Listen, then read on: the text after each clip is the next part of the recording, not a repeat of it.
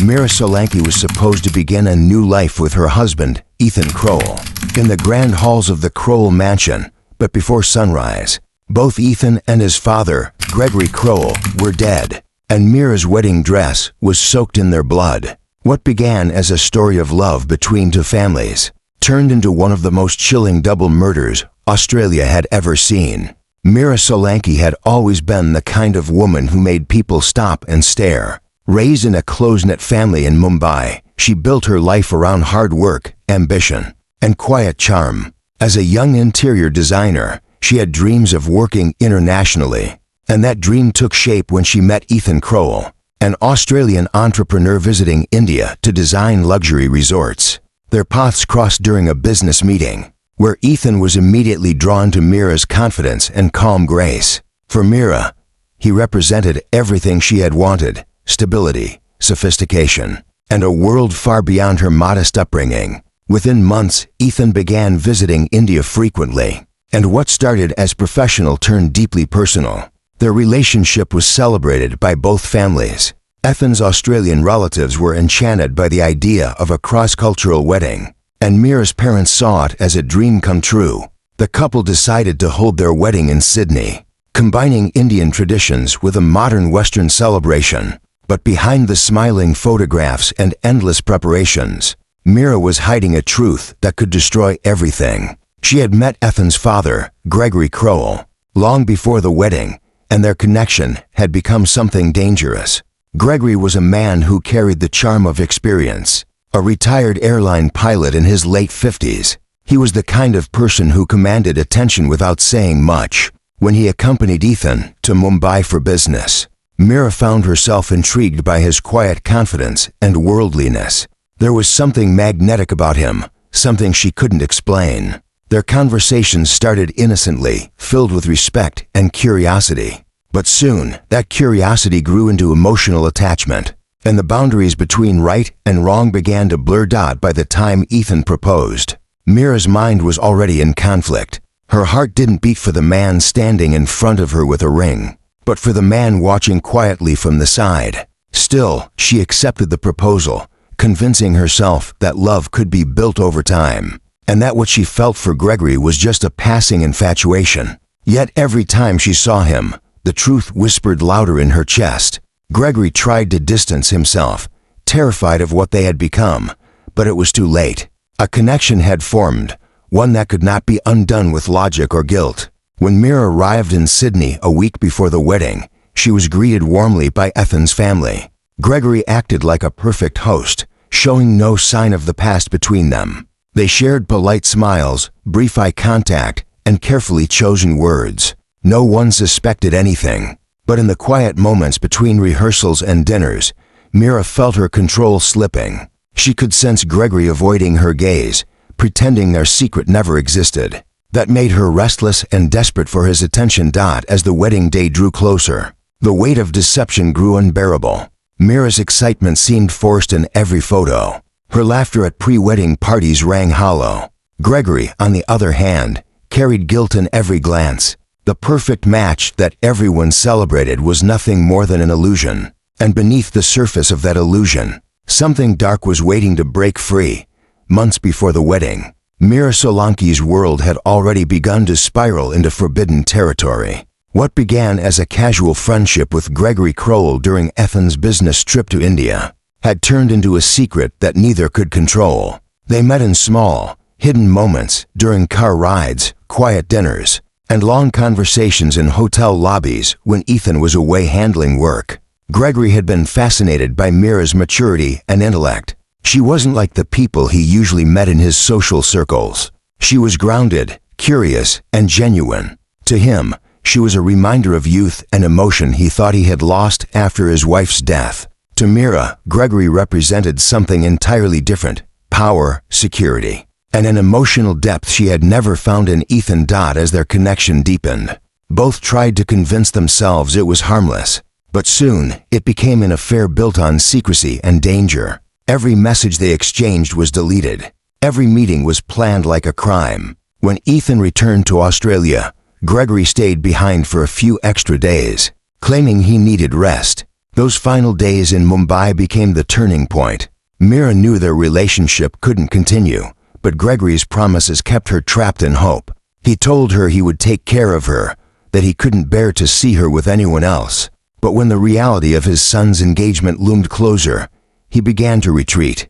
Afraid of what he had done, Mira felt betrayed. Gregory had awakened emotions she could not now bury. She expected him to stand by her, but instead, he sent fewer messages, avoided calls, and started to fade away. When Ethan called with the news that he wanted to marry her, Gregory said nothing. Mira accepted the proposal out of pride and hurt. If Gregory wouldn't choose her, she would become part of his family another way. As preparations began, Mira convinced herself that marrying Ethan would give her peace. But when she arrived in Sydney, that illusion crumbled instantly. Gregory's presence haunted her at every gathering. He looked at her like a ghost from a mistake he wanted to erase. The more he tried to distance himself, the more she wanted to pull him back. Their private conversations became tense, filled with unspoken emotions. He avoided being alone with her, terrified someone might notice. But Mira noticed everything, every glance, every silence, every attempt to pretend they were strangers. Behind the glamorous photographs and family dinners, Mira began manipulating small situations just to be near him. She made excuses to help with wedding planning, visited the family home unannounced, and often found reasons to linger after meetings. Gregory's guilt grew unbearable, but he stayed quiet to protect his son's happiness. Meanwhile, Mira's mind began to twist under pressure. She felt like a shadow at her own wedding, obsessed with a man who now treated her like a mistake. Her love had turned into resentment.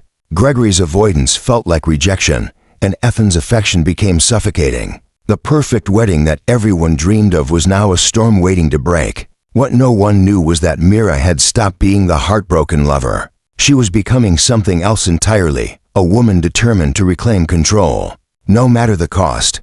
The wedding day arrived with bright skies and endless celebration. The Crowell estate, surrounded by Sydney's quiet countryside, was transformed into a spectacle of light and luxury. Guests from both India and Australia filled the massive garden, where golden drapes and white roses shimmered under the sun. Mira Solanki looked radiant in her ivory gown embroidered with silver thread, her smile flawless, her every movement graceful. To everyone watching, she seemed to be the image of happiness, the perfect bride marrying into a perfect family. But behind that calm expression, her thoughts were heavy with guilt, confusion, and a dark obsession that refused to fade.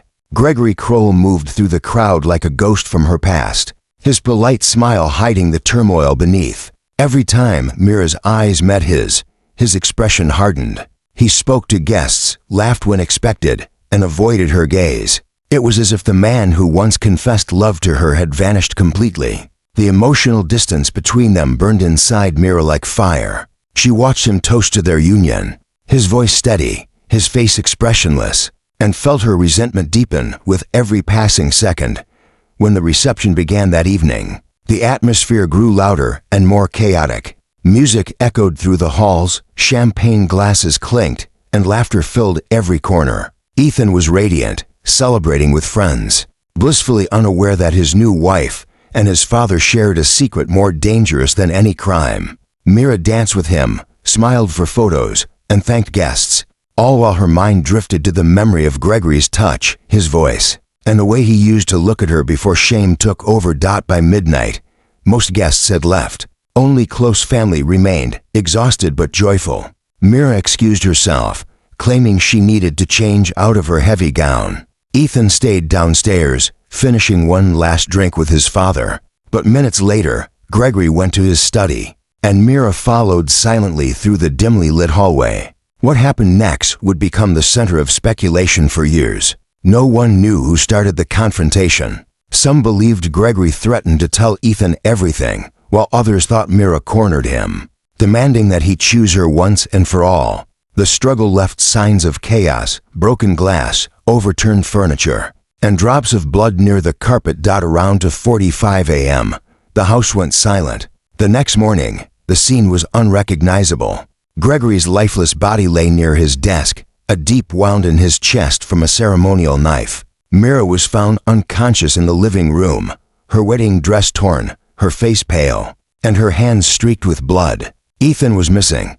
The fairy tale wedding had turned into a massacre overnight. What had begun as a celebration of love now stood as a crime scene soaked in betrayal and death. The police were called, cameras flashed, and whispers spread like wildfire. But no one could answer the question that echoed through the city. What truly happened inside the Kroll mansion on the night that should have been the happiest of their lives? The police arrived at the Kroll mansion just after sunrise. What they saw inside stunned even the most seasoned detectives. The wedding decorations still hung in place, flowers wilting, candles half melted, and champagne glasses standing untouched. But the living room told another story. Blood had seeped into the carpet near the study door, a trail leading toward the backyard. Gregory Kroll's body lay cold, a deep stab wound to his chest from an engraved ceremonial knife, the same one Ethan had used to cut the wedding cake just hours before. Mira Solanki sat on the floor nearby, dazed,